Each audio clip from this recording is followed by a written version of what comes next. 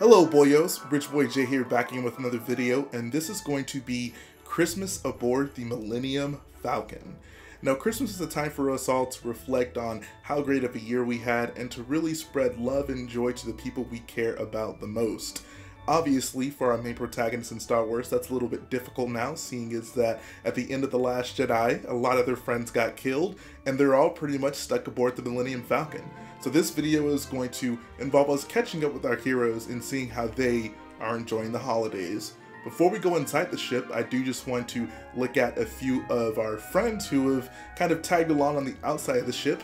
We can see right here we have Mr. Dominic Toretto, main protagonist of the Fast and the Furious movie franchise, one of the best movie franchises that has ever existed. He's tagging a ride along the side of the Millennium Falcon, so this seems very much so in line with a lot of his antics in the Fast and Furious series, so I thought, why not add him here? If we move to the other side, we can see that we have Santa Claus. Oh wait, no, that's actually Kylo Ren. He has disguised himself as Santa Claus, and he is trying to sneak aboard the Millennium Falcon and finally finish off the rebel scum. You might be asking, how is Kylo Ren just chilling on the outside of the Millennium Falcon while it's in outer space?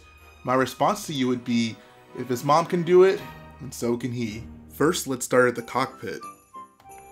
We can see that we have the pilots on, well, pilot duty, because they're pilots. It looks like Num's pretty happy to be back in the cockpit of the Millennium Falcon, except this time, he's in the main seat.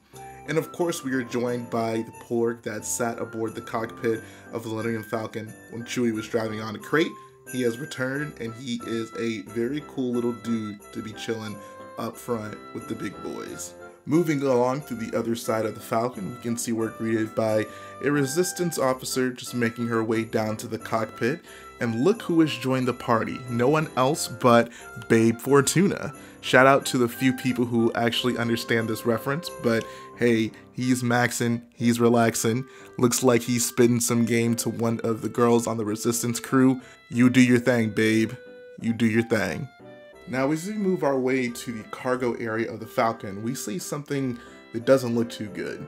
Apparently, Rose is still not woken up from her little escapade on crate, so it looks like someone has decided to throw her in a crate in the cargo room. Hopefully she gets up at some point. We can see C-3PO is yet again tangled up in a mass of wires. I believe someone sent him back here to pick up the Christmas lights, but like I said, he got tangled up, and I don't know if he's going to be getting out anytime soon. If we come to the back, we'll see that the Resistance actually did a few modifications to make this Falcon a little bit more festive on the exterior.